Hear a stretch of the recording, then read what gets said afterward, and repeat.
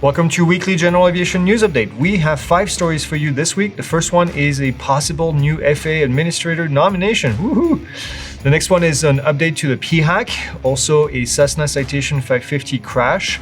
The FAA has been sending people the wrong certificates, and then lastly, a new free course that we just released this week. Let's get to it. Your first story this week is a possible FAA Administrator nomination. He's a former Deputy Administrator. His name is Mike Whitaker. He is expected to be nominated by the President to become the new FAA Administrator. According to the Wall Street Journal, the nomination will likely happen next week. Whitaker has worked for the FAA under FAA Administrator Michael Huerta back in 2013 to 2016. He also worked for United Airlines, ensuring regulatory compliance. And then he currently works for an eVTOL subsidiary of Hyundai called Supernal, and he's also doing regulatory compliance over there. So keep you updated when we hear more, but hopefully we can get somebody in charge of the FAA pretty soon. Your second story this week is the FAA released a new pilot handbook of aeronautical knowledge. Now, this is the 4th version of the document since it started in 2003.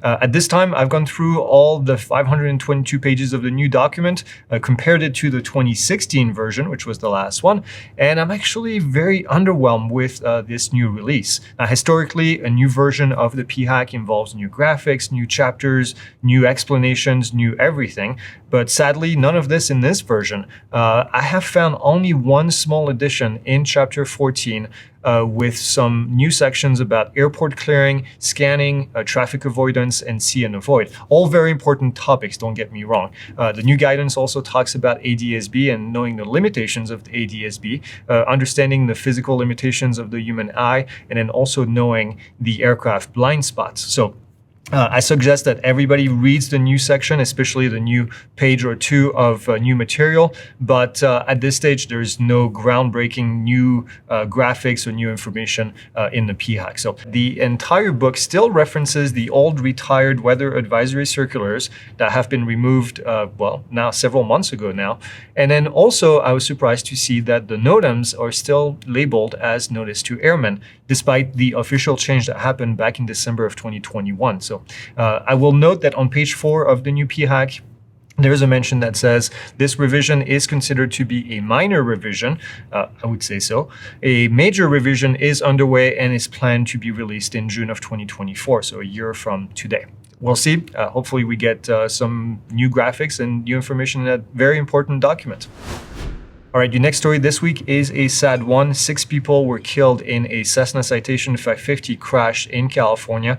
The aircraft departed Las Vegas and then was attempting to land at the French Valley Airport when it crashed at about 500 feet from the end of the runway, and also igniting a brush fire. The approach was the second attempt to land at the airport, which has a 6,000-foot runway with an RNAV approach.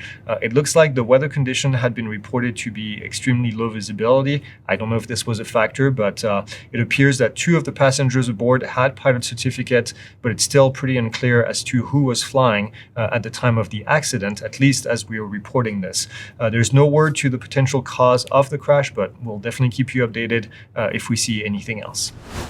The next story this week is a snafu at the FAA Airman Certification Branch. The FAA office that's in charge of issuing pilot certificates has been sending the wrong certificates to people. We had several reports from our students in the last few days, and then the agency has actually acknowledged the issue. If this has happened to you, make sure that you go on the FAA Certification Branch website so you can get a new certificate issued, and then they'll give you also an extended temporary certificate. So we'll put a link down in the description. All right, and the last thing I want to talk about is we just released a brand new Cessna 172 deep dive course. This is a free course. It takes you through the entire Cessna 172. We're using an S model with a glass cockpit. It takes about an hour and a half of videos.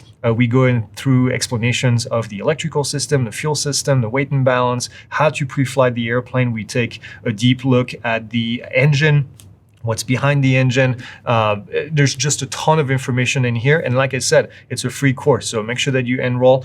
We've had a ton of people already enrolling in there. The comments have been great. So keep them coming. And hopefully this helps you learn more about the aircraft as a student, as a potential buyer of the 172. And rest assured, we'll be making more of these courses in the future. We already have our eyes on the next airplane that we're going to do. So we'll put a link down in the comments and in the description, and make sure that you go check it out. All right, that's it. That's all I have. You have a great weekend, and we'll see you next week.